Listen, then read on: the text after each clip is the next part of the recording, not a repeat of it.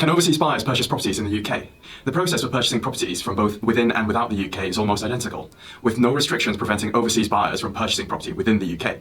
There are, however, a few key things that an overseas buyer should be aware of. Buyers should ensure that they are able to sufficiently prove their identity as well as their address of residence. This may require any such evidence not in English to be translated by a public notary or a certified translator.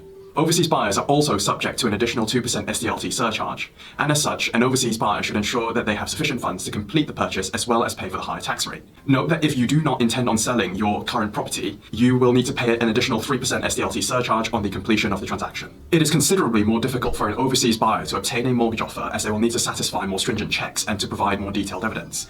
We would advise any overseas buyer looking to buy with a mortgage to speak to their broker to better understand any such requirements. Overseas buyers should also know that owning a property in the UK does not entitle them to enter and remain within the country.